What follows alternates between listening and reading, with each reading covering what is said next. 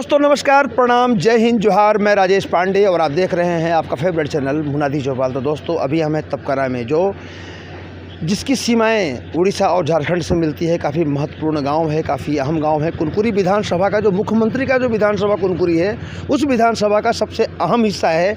इससे किसी भी चुनाव का जीत का सबसे बड़ा पॉइंट माना जाता है। यहीं से लोग जीतते हैं, इसी इलाके से लोग हारते हैं। तो इस वजह से ये गाँव काफ़ी महत्वपूर्ण है। तो इस गाँव में इस बार फिर से त्रिस्तरीय पंचायत चुनाव हो रहा है। और चुनाव में मुद्दे क्या क्या होते हैं, किन मुद्दों पर चुनाव लड़ा जाता है, किस तरह के मुद्दे होते हैं, किस तरह की समस्याएं होती हैं, आम समस्याएं होती हैं, खास समस्याएं होती हैं। सारी समस्याएं जो होती हैं वो मुद्दा बनकर चुनाव में उभरता है और उसी मुद्दे पर चुनाव लड़ा जाता है।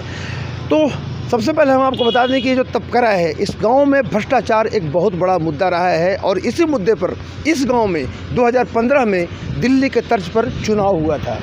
भ्रष्टाचार को लेकर सारे गांव के लोग एकजुट हुए थे। एक व्यक्ति को चुना था और उसे अरविंद केजरीवाल को जिस तरह से मुख्यमंत्री बनाया गया था दिल्ली में, वैसे ही भ्रष्टाचार के खिलाफ लोग एकजुट हुए और एक कमल भगत नाम के व्यक्ति को सरपंच बना दिया। तो फिर से चुनाव आया है 10 साल बाद। वो 15 के बाद सत्र ख़त्म हो गया था। 10 साल के बाद फिर से वही दावेदार और वही लोग चुनाव मैदान में हैं और मुद्दा भी वही भ्रष्टाचार का है।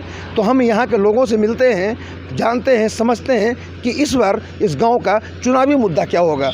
तो अभी हमारे साथ मौजूद हैं आप जैसा कि मैंने आपको बताया कि 2015 में यहाँ पर दिल्ली की तर्ज पर चुनाव हुआ था और ये कमल भगत नाम के व्यक्ति को लोगों ने सरपंच बनाया था। लोग भ्रष्टाचार के खिलाफ एकजुट हुए। अच्छा कमल भगत जी, सबसे पहले तो आपका स्वागत है हमारे मुनादी चौपाल। जी। अच्छा, ये 2015 में जो चुनाव हुआ था, जिसका हम जिक्र कर रहे हैं, बार बार जिक्र करते हैं, अखबारों में भी जिसका जिक्र होता है, वो क्या था? मतलब किस तरह का माहौल बना था उस समय? जी, सभी ग्राम पंचायत के, तपकरा ग्राम पंचायत के सभी को मेरा प्रणाम। और जिस प्रकार की 2014-15 में जिस प्रकार के भ्रष्टाचार को लेकर सभी ग्राम पंचायत तपकरा के सभी एकजुट हुए, भ्रष्टाचार के खिलाफ लड़े और सबका यही मुद्दा रहा। छोटे बड़े सबों का मुद्दा यही रहा कि भ्रष्टाचार तपकरा से मुक्त करना है। यहाँ भ्रष्टाचार के नाम से ही चुनाव लड़ा जाता है और सबसे अहम मुद्दा यही होता है। और भ्रष्टाचार के खिलाफ लड़े और हमें भारी मतों से 2014-15 में विजयी बनाए। और मैंने 5 साल एक योजना मैंने सरपंच के पद पर रहा मैंने, और सबके हित का काम मैंने किया, सबका सुना। अच्छा, वो 2015 में जो था जी, वो किस तरह का मुद्दा था? भ्रष्टाचार मतलब किस तरह का, मतलब क्या था?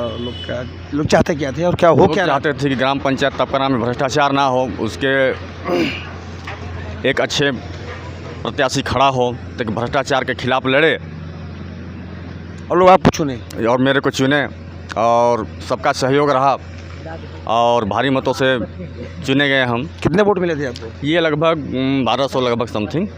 और जो आपका जो प्रतिद्वंदी था, उसको कितना वोट मिला था? उनको लगभग किसी को वही 16 वोट, किसको 200 वोट, किसको 160 वोट, किसी को लगभग हम लोग उसमें 14 प्रतिद्वंदी थे। तो जब अब भ्रष्टाचार के खिलाफ चुनाव लड़े हैं, लोगों ने आपको चुना जी, तो फिर दोबारा आप सरपंच क्यों नहीं बने? उस समय हुआ क्या कि 2019 में 19-20 में ये कांग्रेस की सरकार आई और उस समय क्या है कि जो नियम के अनुसार जो होता है लॉटरी सिस्टम हुआ, जिसमें मतलब जी की सीट यहाँ का मतलब जो है कि महिला हो गया। अच्छा, मतलब महिला सीट हो गया, इस वजह से नहीं हुआ, जिसकी वजह से हम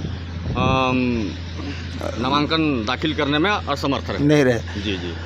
10 साल बाद फिर से वही वक्त आया है। जी, है ना? जी। इस बार मुद्दा क्या है? इस बार मुद्दा है कि भ्रष्टाचार का ही मुद्दा है। इस बार भी अभी भी जिसे वर्तमान सरपंच हैं हमारे 3 साल से मतलब जो है कि वो अभी पद में हैं और 3 साल तक मतलब किसी प्रकार का कोई विकास कार्य नहीं किए।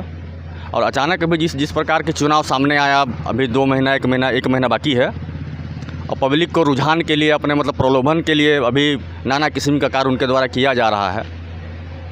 विकास किया तो जा रहा है ना? 3 साल जो थे पद में उसके पहले तो नहीं ना किए भाई। जब विकास के मानसिकता में जिसे चलिए वो क्या किए क्या नहीं की छोड़िए, अभी फिर से आप दावेदारी कर रहे हैं, फिर से आप क्या करेंगे? 5 साल में यदि मैं पद पर आसीन हुआ, सभी का मतलब सहयोग रहा, सभी का आशीर्वाद रहा, तो मैं गांव के लिए जितने भी मतलब गांव के विकास हैं, सीसी रोड हो गया, आवश्यकता जो व्यक्ति का आवश्यकता है, गली है, मोहल्ला है, टोले है, पारे हैं, बिजली है, पानी है, मतलब पंचायत की जो बुनियादी समस्याएं होती हैं, बड़ी समस्या क्या है गाँव की? बड़ी समस्या वही है, बिजली वगैरह का है, पानी का है, जल का है, यही सब है, रोड का है। अच्छा जी, बाकी सारा कुछ यहाँ मतलब व्यवस्था ठीक है? बाकी ठीक है। चलिए, कुछ लोग और हमारे साथ मौजूद हैं गांव के। ये 2015 में जो चुनाव हुआ था, उस समय क्या हुआ था? उस वक्त 2015 में 2015 से पहले काफ़ी भ्रष्टाचार हो रहा था। किस तरह का भ्रष्टाचार हुआ था? बहुत कागजों में निर्माण कार्य सब हो जाता था। तो जैसे ही 2015 का चुनावी बिगुल बजा, वैसे ही सारे गांव के युवा इकट्ठा हो गए और सभी कोई कमल भगत का साथ देने लगे और प्रचंड बहुमत से इसको विजयी कराए। पूरे प्रचंड बहुमत से कमल भगत को विजयी कराए और उनकी भावनाओं के अनुरूप कमल भगत ने 5 साल में बहुत ही अच्छा कार्य किया। भ्रष्टाचार खत्म हुआ कि नहीं? काम बिल्कुल पूरे ख़त्म हुआ और मतलब धरातल में कार्य हुआ। जो पहले कागजों में कार्य होता था, वो सब बदल के धरातल में कार्य हुआ और 5 साल पूरे तबकरा पूरा शांति और सौहार्द से। अच्छा चलिए ठीक है, फिर से चुनाव हो रहा है, तो इस बार क्या मुद्दा है? इस बार वही मुद्दा है, भ्रष्टाचार का ही। अभी तो भ्रष्टाचार का ही मुद्दा है और कमल भगत से सारे गांव वालों को उम्मीद है और युवाओं की फौज भी है इनके साथ, तो निश्चित रूप से जीत इनकी होगी। भ्रष्टाचार केवल आप बता रहे हैं, भ्रष्टाचार क्या हो रहा है उसको तो बताइए।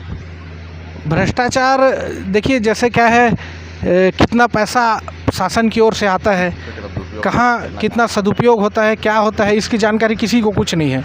ये सब होना चाहिए जानकारी, लेकिन और कहाँ पे क्या कार्य हो रहा है ये भी कुछ जानकारी नहीं है।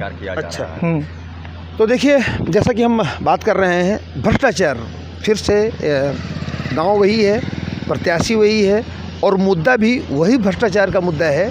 तो इसी भ्रष्टाचार के मुद्दे पर फिर से चुनाव लड़ रहा है और इस बार फिर से वही कमल भगत जिसका चुनाव उस वक्त दिल्ली के तर्ज पर हुआ था, फिर से वही दावेदार है, वही उम्मीदवार है। तो बहरहाल आगे क्या होता है ये तो चुनाव आएगा, जब वोट होंगे, मतदान होंगे, तब पता चलेगा।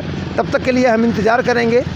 तब तक के लिए बने रहिए हमारे साथ, देखते रहिए आपका फेवरेट चैनल मुनादी चौपाल राजेश पांडे के साथ। नमस्कार।